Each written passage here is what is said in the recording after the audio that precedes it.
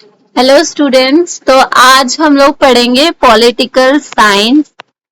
Okay, आज हम लोग पॉलिटिकल साइंस का नया चैप्टर स्टार्ट करने वाले हैं। मैं आपको बता दूं कि आज हम लोग पढ़ने वाले हैं आपका बुक टू जो है वो मेनली पूरा का पूरा इंडियन पॉलिटिक्स पे है कि आजादी से लेके उसके बाद तक जो इंडिया था उसने क्या क्या करा, कैसे कैसे उसने सारी चीजों से डील करा। क्योंकि जब इंडिया आजाद हुआ था तो उस टाइम पे बहुत सारी प्रॉब्लम्स थी, बहुत सारी परेशानियां थी जो उसको झेलनी पड़ी थी। और अगर हम लोग आज के समय में देखें तो आज के समय में इंडिया बहुत अच्छे से काम कर रहा है, काफी अच्छा चल रहा है। ठीक है, तो वो एकदम गरीबी से हम लोग इस मुकाम पर किस तरीके से पहुंचे हैं, हम लोगों ने कैसे इंडिया को आगे बढ़ाया, हमने नहीं एक्चुअली हमारे लीडर्स ने कैसे इंडिया को आगे बढ़ाया है आजादी से लेकर अभी तक, वो सारी चीजें हमें पढ़नी है इस बुक में। ठीक है, तो इस बुक का हम लोग ऑलरेडी जो फर्स्ट चैप्टर है वो कर चुके हैं। जो आज का चैप्टर है वो है चैप्टर 2। इस चैप्टर का नाम है era of one party dominance. Era of one party dominance. Okay, तो आज हम लोग को ये पढ़ना है।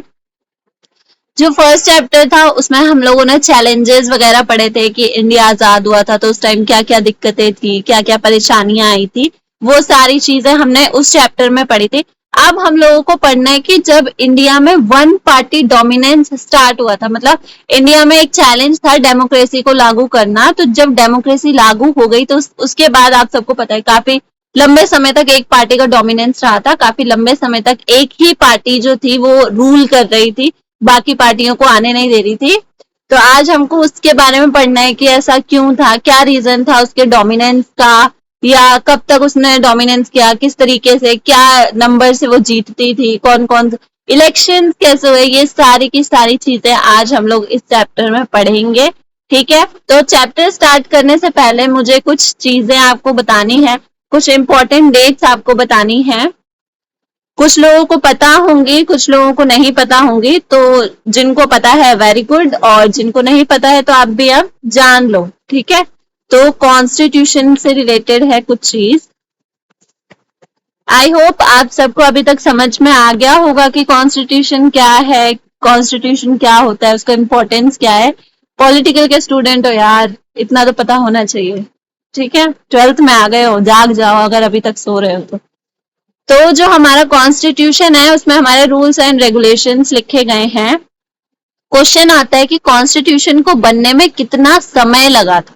ठीक है, कि जो जब से मतलब कॉन्स्टिट्यूशन को स्टार्ट किया गया था और उसके एकदम कंप्लीट होने तक कितना टाइम लगा था, तो ऑलमोस्ट 3 इयर्स लगे थे। लेकिन हम लोग अगर परफेक्ट टाइम की बात करें तो टाइम लगा था 2 इयर्स 11 मंथ्स एंड 18 डेज। ये एकदम परफेक्ट टाइम है, लेकिन कुछ लोगों के लिए हम लोग लिख सकते हैं अप्रोक्स 3 इयर्स, क्योंकि ऑलमोस्ट देख लो ना, 11 महीने के बाद 12वें महीने के 18 दिन तो हो ही गए, तो ऑलमोस्ट 3 साल हो ही गए थे हमें कॉन्स्टिट्यूशन को बनाने में। तो इतना समय लगा था कॉन्स्टिट्यूशन को बनने में। ओके, तो नेक्स्ट आप लोगों ने पढ़ा होगा कि जो कॉन्स्टिट्यूशन है उसकी काफी सारी चीजें बाहर से ली गई हैं, काफी सारी चीजें हमने दूसरे देशों के कॉन्स्टिट्यूशन से लिए हैं, तो इसलिए इतना ज्यादा टाइम लग गया था उसको बनाने में। ठीक है, अब क्वेश्चन आता है कि वो किस डेट पे बनके तैयार हो गया था। ठीक है, मतलब कब वो बनके तैयार हो गया था एकदम परफेक्टली, जब वो एकदम तैयार हो गया था तो 26 नवंबर 1949 में जो हमारा कॉन्स्टिट्यूशन था वो बनके तैयार हो गया था। लेकिन एक ट्विस्ट है यहाँ पे कि हमारा कॉन्स्टिट्यूशन इस दिन लागू नहीं हुआ था। 26 नवंबर को वो बनके तैयार हो गया था, बट इसको लागू बाद में किया गया था, मतलब इसको इम्प्लीमेंट बाद में किया गया था। तो ये इम्प्लीमेंट कब हुआ था? इम्प्लीमेंट का मतलब होता है कि ये अप्लाई कब हुआ था, या मतलब इसको यूज करने कब स्टार्ट कर दिया था हमने। तो 26 जनवरी 1950, 26 जनवरी 1950 में इसको इम्प्लीमेंट किया गया था। ठीक है, जो हम लोग रिपब्लिक डे सेलिब्रेट करते हैं वो इसी से रिलेटेड है, क्योंकि उस दिन हमारा कॉन्स्टिट्यूशन जो है वो लागू हुआ था। अब मेरा सवाल है जो मेरे दिमाग में आया है, पता नहीं आपके दिमाग में आया है या नहीं आया है, मेरे दिमाग में आया है कि जब हमारा कॉन्स्टिट्यूशन 26 नवंबर 1949 को बनके तैयार हो गया था तो उसे हमने तभी क्यों नहीं लागू कर दिया, हमने इतना वेट क्यों किया। हमने जनवरी का वेट क्यों किया, स्पेशली 26 जनवरी का ही क्यों किया? तो रीजन है कि हमें एक डेट जो थी वो मैच करनी थी। जो हमारे कुछ लीडर्स थे उन्होंने 26 जनवरी 905 में 1905 में स्वराज की बात कही थी, ठीक है। 26 जनवरी को ही उन्होंने स्वराज की मांग करी थी कि इंडिया में स्वराज होगा, हिंदुस्तान में स्वराज होगा। स्वराज का मतलब होता है अपना राज, ठीक है। और कॉन्स्टिट्यूशन के लागू होने का मतलब है कि हमने स्वराज पा लिया, क्योंकि हम अपनी मर्जी के रूल्स एंड रेगुलेशंस लगा रहे हैं, अपनी मर्जी से हर चीज कर रहे हैं, तो उसका मतलब है कि हमने स्वराज पा लिया, ठीक है। तो इसलिए 26 जनवरी को ही हमने इम्प्लीमेंट किया था अपना ये कॉन्स्टिट्यूशन। रीजन ये था, ठीक है, कि हमें एक छोटा सा डेट मैच करना था। नेक्स्ट जो डेट है वो है इलेक्शन कमीशन, वेरी इंपॉर्टेंट, ठीक है। इलेक्शन कमीशन क्या होता है? तो इलेक्शन कमीशन जो होता है वो इलेक्शंस करवाता है, उसका मेन एजेंडा है कि वो इलेक्शन करवाएगा, फ्री बोल रही हूँ, फेयर इलेक्शंस करवाता है वो, कोई चीटिंग नहीं, कोई कुछ नहीं। ये बना था जनवरी 1950 में। इसका मेन काम सिर्फ इलेक्शन करवाना है, इसलिए इसको बनाया गया था ताकि कोई चीटिंग वगैरह ना हो जाए, कोई भेदभाव ना हो जाए, इसकी वजह से इसको बनाया गया था। तो अब हमारा नेक्स्ट टॉपिक होने वाला है इलेक्शन से रिलेटेड। अगर आपको याद हो पिछले चैप्टर का, जिन्होंने वीडियो देखा है उनको पता होगा, जिन्होंने नहीं देखा है उनको नहीं शायद पता होगा। जो हमारे 3 चैलेंजेस थे, मतलब इंडिया की आजादी के बाद 3 चैलेंजेस थे हमारे सामने, उसमें से एक चैलेंज था डेमोक्रेसी को लागू करना। वो काफी ज्यादा बड़ा चैलेंज था, ठीक है। तो वो इतना बड़ा चैलेंज क्यों था? मतलब इलेक्शन कमीशन बन गया था, फिर भी ऐसा हिस्ट्री में है, ऐसा पॉलिटिकल साइंस की हिस्ट्री में है कि जो हमारा फर्स्ट इलेक्शन था वो बहुत बड़ा चैलेंज था। मतलब लोगों को काफी ज्यादा प्रॉब्लम फेस करना पड़ा था, काफी ज्यादा दिक्कत आई थी। तो वो दिक्कतें क्या क्या थी वो हम लोग देखेंगे।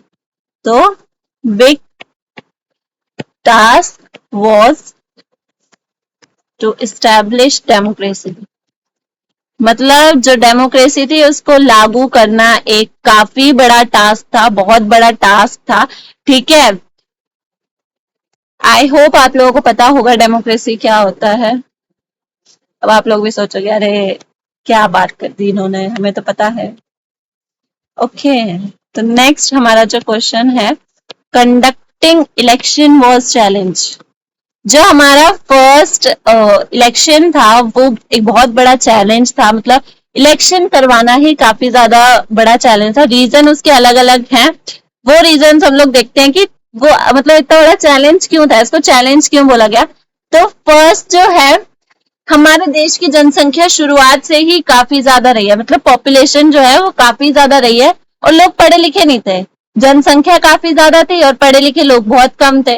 तो लोग पढ़े लिखे नहीं थे, इसकी वजह से लोगों को इलेक्शन का वैल्यू ही पता नहीं था। उनको ये नहीं पता था कि अरे क्या फायदा होगा उनको इलेक्शन से, क्या मतलब है उनको वोट वगैरह से, उनका ये था। और ये नहीं है कि इलेक्शन जो है वो इंडियंस को आजादी के बाद ही बताए गए। इलेक्शंस का जो प्रोसीजर था वो पहले स्टार्ट हो गया था, मतलब पहले भी इलेक्शंस होते थे, बट पहले ये रूल था कि सिर्फ अमीर लोग या पढ़े लिखे लोग ही वोट दे सकते थे, गरीब लोग या अनपढ़ लोग वोट नहीं दे सकते थे, ठीक है। तो आजादी के बाद ऐसा था कि सबको वोट देना था। तो एक ये नई, एक तरह से मतलब नया ही था सबके लिए जो पढ़े लिखे नहीं थे, ठीक है। तो पहला जो चैलेंज था वो था 16% पीपल वर एजुकेटेड। सिर्फ 16% पीपल जो थे वो एजुकेटेड थे, सिर्फ इतने ही लोग पढ़े लिखे थे, बाकी लोग पढ़े लिखे नहीं थे। इसकी वजह से लोगों को इलेक्शन का महत्व समझाना, इलेक्शन का वैल्यू समझाना काफी ज्यादा मुश्किल था।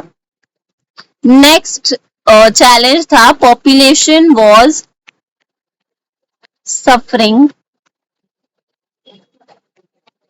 From poverty. उस टाइम पे जो लोग थे ना वो गरीबी से बहुत ज्यादा जूझ रहे थे, क्योंकि जो हमारा जिस टाइम पे आजादी हुई बहुत ज्यादा मुश्किल कंडीशंस थे, काफी ज्यादा बुरा कंडीशन था, लोग अपनों से बिछड़ रहे थे, लोगों की जमीनें घर सब जा रहे थे, अपना देश जा रहा था। मतलब बहुत सारे लोग पाकिस्तान छोड़कर इंडिया आए, इंडिया छोड़ के पाकिस्तान गए, तो काफी ज्यादा एक ट्रॉमा जैसा सिचुएशन था लोगों के लिए।